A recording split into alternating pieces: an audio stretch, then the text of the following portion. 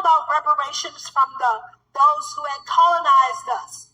I want to know, as an African who had been, my ancestors were sent away from Africa. I came back here on my own. I want my reparations. Would you consider my reparations to be that you accept me and those of others who have been away, who want to come without you asking us for thousands of dollars? I want to know, will you accept us to come back and give us land, because we come back here because we want to help to build and to work here on this continent? Why do we have to beg when we come back? This is a reparation that I and many other diasporas would like to have. I thank you. Thank you. Ghana is for Ghanaians alone. The president of Ghana in 2019 was Nana Akufo-Addo. That was the president in 2019. And I mention him because under this man's presidency, there was the year of return. I think now it's called year of return and beyond. But the year of return in Ghana 2019 was like a landmark government initiative inviting the global African diaspora, which would include the ethnic group I belong to, Black America, those of us without an immigrant background here in what we call the United States of America, right? But this initiative invited racially Black people back to Africa. We're talking about Ghana. And as I said, it included my ethnic group. But it kind of depended on like a visit, right? Or you could just, be visiting as a tourist, or maybe you wanted to permanent settle there and acquire citizenship. Some people really wanted to do that. And that is what you kind of heard the lady in the beginning referring to. She talked about, being asked to come home. But this lady wants land, right? She wants land. And I'm not sure if she's ethnically Black American, right? Because there are some people that might be Caribbean. They immigrate to the United States and they have a similar speech, tone, and cadence like Black Americans, those of us that have, originate out of the shadow slavery situation, right? When we talk about specifically America. Now, I'm someone that recognizes that many of us, right, have racially Black African DNA, right? So it just is what it is. But this lady, to think that Ghana, under this new politician and President John Mahama, is going to give anything away is a mistake. You heard what she said. She wants land. There's been all kinds of scams and people thrown under the bus concerning the purchase of land that they thought they owned, and then Ghanaians, whomever they are, take the land back. Just all kinds of mess. I think it's expecting too much from Ghana.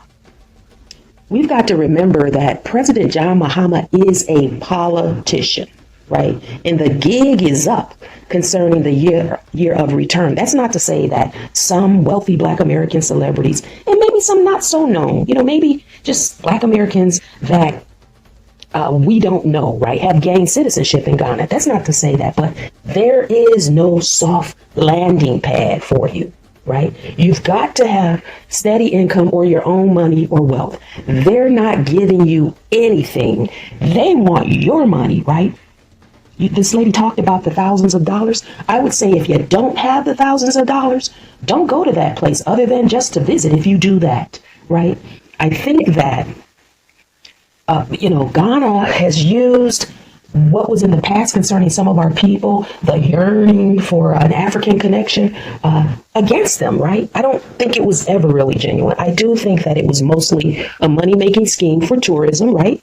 I don't think there was an emotional connection. There are some racially Black people from the West that actually want to visit the slave dungeons. They cry, their ceremonies, right? And I think Ghana is unbothered with that because we know that they were willing participants in the slave trade until it backfired, right? It backfired, and the Europeans were like, we're going to get y'all all. Not only are we going to get you all, we'll come back much later, years later, and just colonize you. It is what it is.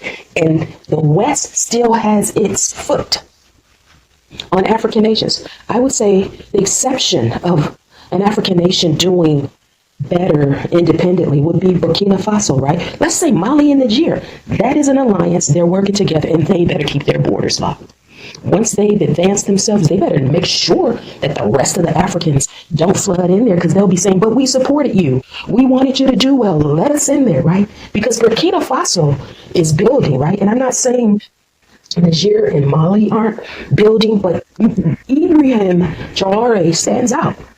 And he should not do any type of free visas forever, or those Africans will flood in there like a storm of rain beyond what's controllable, right? So this racially black lady, which I believe is an ethnic black American, that's just what I think.